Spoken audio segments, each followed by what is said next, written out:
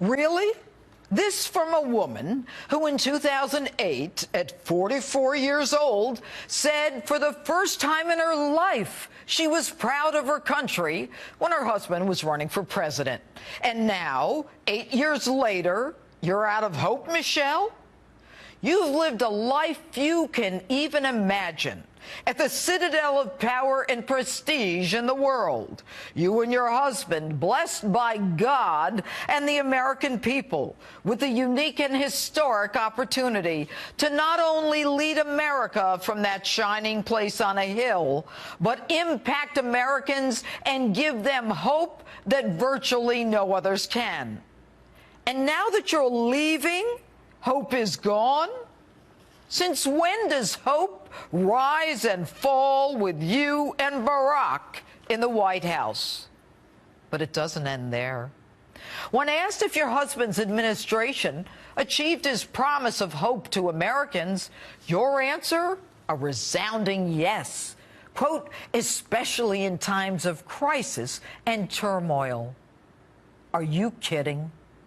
Did your husband give hope to the parents of James Foley or Stephen Sotloff, who was in custody for over a year while his family was told they could not negotiate because they'd be prosecuted before their sons' heads were chopped off? To try to convince America that once you and Barack exit the White House, hope is removed for America is an outrage. And I'll tell you what else is an outrage.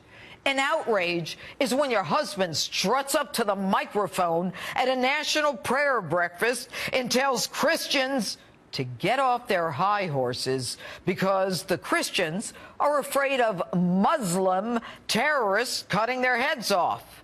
And I'd say that that was a crisis, but no hope there. ISIS today only looms larger. And by the way, Michelle, have you heard of San Bernardino, Orlando, or that workplace violence that happened at Fort Hood in Texas? In times of crisis and turmoil, like the 13 hours those heroes were on a rooftop in Benghazi, your all-powerful husband never bothered to explain to us where he was and what he was doing that night.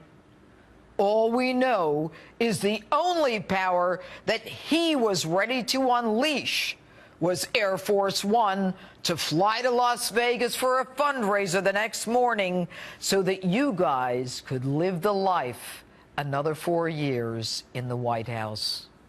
But I get it. For you, hope is gone. You and your family and friends won't be able to fly to another 46 countries with security and hair and makeup in tow. Michelle, you may not realize it, but Americans rejected you and everything you stand for. They know what hope is.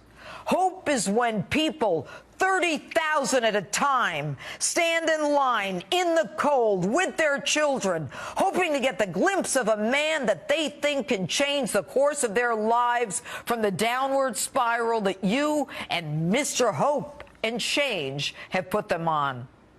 I'll tell you what hope and change is. Hope and change is when people show up 20,000 strong after an election, desperate to see the man who actually brought back jobs, almost 1,000, when your husband said it was impossible to bring them back at Carrier. And by the way, if you want to know what it really feels like to not have hope, just walk out of the White House as ordinary Americans. You'll see real fast. Welcome to the America you created, the one with a racial divide, a disrespect of law enforcement and the military, illegals cruising our borders, draining our schools and social services, ISIS and refugees on the rise. No hope? Michelle, I'm surprised at you. What happened to when they go low, we go high?